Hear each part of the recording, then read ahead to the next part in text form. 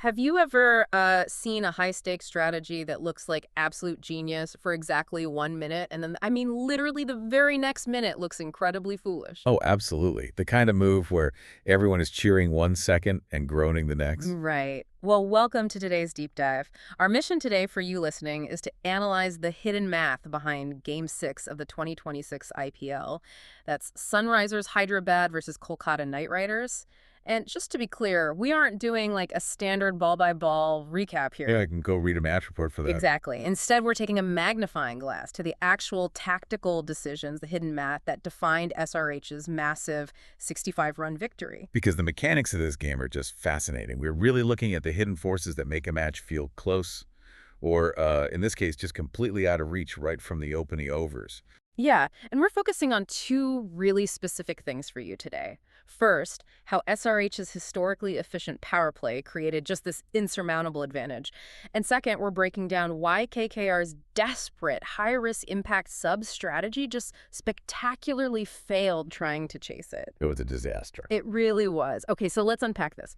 Our analytics sources assign every single match a Humdinger score out of 10. So like a nail-biting driller gets an 8 or a 9. This match, it got a 1.4. Yeah, well, 1.4 is basically scraping the bottom of the barrel for late-game drama. Right. I mean, the win probability hovered near a 50-50 coin flip for less than 2% of KKR's entire chase. Wow, less than 2%. Less than 2%. By the time the final 3 overs rolled around, it was a totally foregone conclusion. SRH won with 4 whole overs to spare. So if you're looking at the scorecard, you know it was a blowout. But the fascinating part isn't that it was a blowout, it's why. Before we even, touch KKR's chase, we have to look at the sheer psychological mountain SRH built in the first 6 overs. The power play. Right. And for anyone needing a quick refresher, the power play in T20 is those first 6 overs where the fielding team is restricted. Yeah. They can only have 2 guys outside the inner circle. It's built for scoring heavily. But SRH took that to a terrifying extreme. They really did. The numbers from Travis Head and Abhishek Sharma in those 6 overs, they basically broke the standard models of what a power play is supposed to be. I mean, they scored 84 for 1, 84 runs in 6 overs. That's 14 runs per over. To give you some context on how wild that is, an average IPL power play usually gets you, between 53 and 57 runs? Yeah, right around there. And Head hits 46 off 21 balls. Abhishek hits 48 off 21, both striking at over 219. I was actually reading the commentary logs, and there's this moment where Head hits a boundary, and the commentator says KKR's field placements look like they were drawn up for a completely different team. He was just finding gaps that literally shouldn't have existed. Exactly. And, the crazy thing is KKR actually won the toss. They chose to field. They invited this pressure. And you can spot the tactical error that accelerated the whole onslaught almost immediately. Oh, the Varun Chakravarti decision. Right. They made this totally baffling choice to bowl Chakravarti, who's a spinner, to Abhishek Sharma in this phase. Yeah, I saw the matchup data on that. It is brutal. Chakravarti bowled 6 balls to Abhishek and gave up 24 runs. But help me out here. Why is it such a disastrous matchup? I mean, he's one of their premier bowlers, right? Shouldn't he be able to handle it? Well, it comes down to pitch geometry and biomechanics. So Chakravarti is a spinner whose stock delivery turns into the left-handed batter. Okay. And when a ball turns into a left-hander like Abhishek, it sits right up in his natural swinging arc. So Abhishek doesn't have to, manufacture his own pace or create some awkward angle. He can just swing. Exactly. He just clears his front leg and swings freely through the line of the ball. He hits it straight or over the leg side. It is basically the easiest trajectory for a power hitter to just launch into the stands. So KKR basically fed him the exact angle he wanted. Served it on a silver platter. I mean, Abhishek scored those 24 runs at a matchup strike rate of 400.0. Good grief. Right. His overall tournament strike rate is already an elite 228, so KKR just let him score at nearly double his usual already lethal pace. Which, brings up a question I've always had when watching these explosive starts. Looking at the numbers, it feels like SRH was scoring at this breakneck pace, but they didn't really look like they were panicking, like they weren't reckless. How do analysts actually measure that balance between scoring fast and just blindly swinging at everything? There is a really fascinating model for this called the burn rate. Think of the burn rate as a team's financial budget for their innings. Okay, I like that. So your runs are what you're buying, and your wickets, your batters, are the dollars you have to spend. You start with $10. The model plots your path by looking at the overs you've used versus the wickets you have left. Right, so if you spend all your dollars in the first 10 minutes, you're basically living in poverty for the rest of the game. That's it, exactly. If you throw away 5 wickets to get 60 runs early, your burn rate flags you as reckless. You're broke. But when Head and Sharma were batting, they entered what the model calls attacking but efficient territory. Because they didn't lose wickets. Right. They only spent $1 Head's wicket to buy 84 runs. Wow. 1 wicket for 84 runs, that completely changes the rest of the match. Because they invested so well early on, it meant that when SRH inevitably had like a middle order wobble later, and they did, they lost 4 wickets for 34 runs between overs 7 and 9. They didn't financially collapse. Exactly. That early 84-run buffer meant guys like Heinrich Klaasen and Nitish Kumar Reddy could just breathe, rebuild, and not worry about the run rate tanking. The buffer is everything. But let me challenge that just a little bit.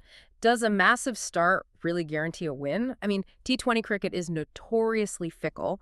We've all seen teams have an incredible power play and then just completely collapse and lose by 10 runs. Oh, for sure. A fast start doesn't guarantee a win in a vacuum, but we have to look at the psychological deficit it forces on the other team. Yeah, it's almost like playing poker against someone who just pushes all in on the very first hand of the night and wins a massive pot. That's a great way to look at it. Even if you have plenty of chips left, it completely breaks your psychological model for the rest of the game. You spend the next 2 hours second-guessing your own strategy because their stack is suddenly so intimidating. The poker analogy holds up perfectly, especially when we test it against the data.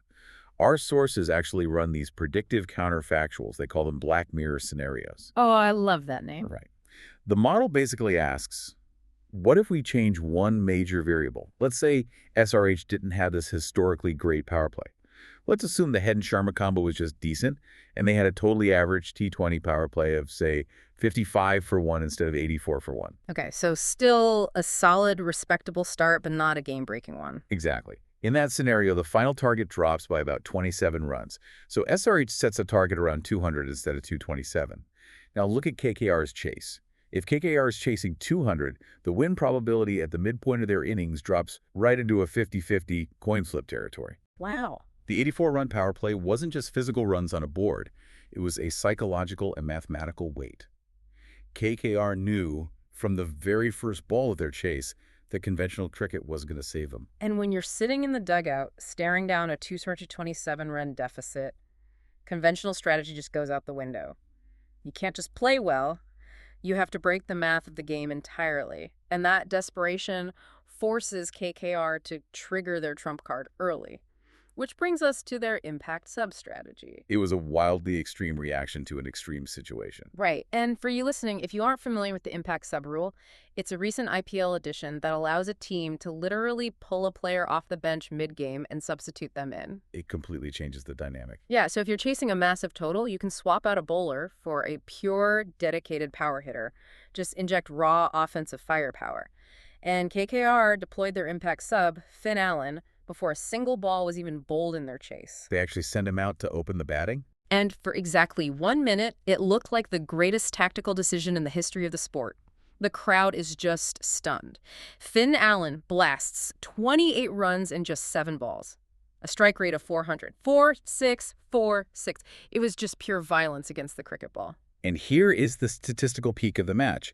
For exactly 1.3 overs, because of that 7-ball barrage, KKR's win probability spiked to 51.7%. Wait, hold on. Stop right there. Are you telling me that after SRH put up a historic, game-breaking 227 runs, just 7 balls from one guy actually made KKR the statistical favorites to win? Yes. How is that even mathematically possible? Well, because the predictive models heavily weight current run rates against required run rates. Yeah. When a batter scoring at 24 runs and over, the algorithm essentially says, well, if this continues, the target is easily achievable. It's just doing the raw math. Exactly. For that fleeting moment, KKR wrestled the math back to equilibrium. But then ball number 7 happens. Yeah. Allen tries to slog a full delivery, gets it off the toe end of the bat, and is caught and bowled. The genius plan is just over in the blink of an eye. And if we pull back to that burn rate budget analogy we were just talking about, we can see exactly why this specific strategy doomed KKR. In that first over, KKR's burn rate spiked straight into the attacking but unsustainable category. Because they spent their biggest dollar way too early. Yes. On paper, getting 30 runs for 1 wicket in 1.3 overs sounds amazing. But it's like an F1 car firing off all its nitrous oxide on the very first lap of the race. No, that's a good comparison. Right. You get an incredible 30-second lead, but then your engine runs hot, you've burned your best resource, and you spend the rest of the race just trying not to stall while everyone else passes you. Yeah. KKR burned their nitrous oxide to get those 30 runs. And look at who was left at the crease once Allen got out. Ajinkya Rahane. Who is a phenomenal player, but he is a traditional, conventional anchor. He builds innings. He doesn't explode from ball one. Rahane is an anchor, and he ended up scoring 8 runs off 10 balls. You just cannot anchor your way to victory when the required run rate is escalating to 13.5 or 14 runs per over. No, definitely not. KKR's decision to use their pure power hitter so aggressively meant they left a conventional batter trying to solve an unconventional mathematical problem. It's just cruel math at that point. The Black Mirror counterfactual for this moment is incredibly painful for KKR. The model asks, what if Finn Allen hadn't tried to hit every single ball for 6? Right. What if he just chilled out a bit? Exactly. What if he batted aggressively but conventionally until the 15th over? Say he scores 50 off 30 balls instead of 28 off 7. So he's still striking at around 166. That's a great pace, but he's actually surviving and keeping the team stable? Precisely. If Allen is still at the crease at the midpoint of the innings, KKR's required run rate would have naturally normalized. The win probability at over 12 would have flipped to 65% in KKR's favor. Are you kidding? 65%? Yeah, the chase becomes totally manageable. But their entire strategy relied on Allen sustaining an impossible pace. When he lasted only 7 balls, KKR had 0 foundational support beneath him. The engine stalled out. But, even after burning their best weapon, KKR incredibly managed to scrape together one last semblance of hope. And how that final push ended reveals the last tactical lesson of the match. It really centers around a player named Ankrich Raghuvanshi. Raghuvanshi was basically the lone bright spot in that middle order. He played a brilliant innings. He scored 52 off 29 balls. For a long stretch of time, he was the only KKR batter who actually looked like he belonged in a chase of 227. You're holding it together. Yeah, he puts together a solid partnership. And at 10.6 overs, KKR is 120 for 3. They need 107 runs from 54 balls. Now, that requires a massive effort, but it's not a mathematical impossibility. The match is technically still alive. Having 2 set batters at the crease meant they at least had the personnel to attempt it. But then comes the true inflection point of the match. Ball 11.2. Raghuvanshi pushes the ball to mid-on. It's a completely routine cricket shot. He thinks he has ample time, so he calls for a quick single. But standing at mid-on is a 19-year-old named Shivan Kumar. The debutante. Yeah, this is literally his very first IPL match. He swoops in, gathers the ball cleanly, aims, and throws in one fluid motion. Direct hit on the stumps. Right. Raghuvanshi is out by inches. And that throw introduces us to the probability cliff. If you look at the win probability chart for this game, it doesn't show like a gradual, gentle decline after that run out. It is a vertical drop. Wow, so just a total cliff. Yeah, that single delivery caused a massive swing of over half a probability unit. It went from a 73.9% chance of SRH winning to a 96% chance in just 2 deliveries because the very next batter got out on the very next ball. 2 wickets, 2 balls, 0 runs. That is devastating. KKR needed close to 2 runs per ball at that stage, and suddenly they are 120 for 5. The asking rate rockets past 14.4.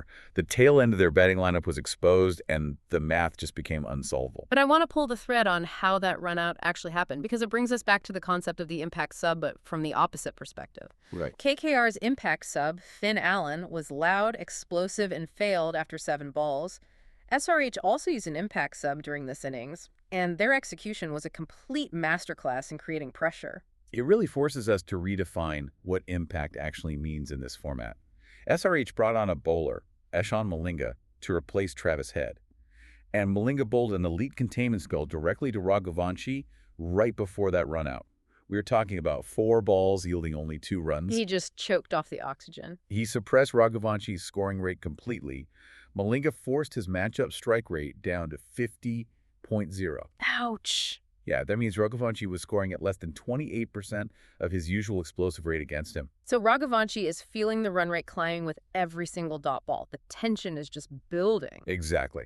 It was Malinga's variation in pace that created the exact psychological pressure that forced Raghuvanshi to try and steal a risky single on a totally routine push to mid-on. Wow. Malinga didn't take the wicket with a bowled or caught out, but he engineered the environment for the run-out to happen. He set the trap, and the 19-year-old snapped it shut. And once Raghuvanshi was gone and the tail was exposed, Malinga and his bowling partner, Jadav Unadkat, just squeezed whatever life was left out of KKR. They executed perfectly for the conditions. They bowled cutters and yorkers on a used pitch. They offered no width, no easy lengths. The batters at the lower end of KKR's order simply didn't have the technical base to handle the movement and the lack of pace. It was a total collapse. From 139 for 6, KKR lost their last 4 wickets for a grand total of 22 runs. Unadkat finished with 3 for 21. Malinga took 2 for 14. They dismantled the tail with surgical precision. So if you're listening to this and wondering what you can actually take away from a cricket match played half a world away, it really comes down to sustainable resource management. Excellent. Whether you're managing a T20 lineup or leading a team in your own workplace, success rarely comes from who has the most explosive, reckless burst of energy. KKR burned out early.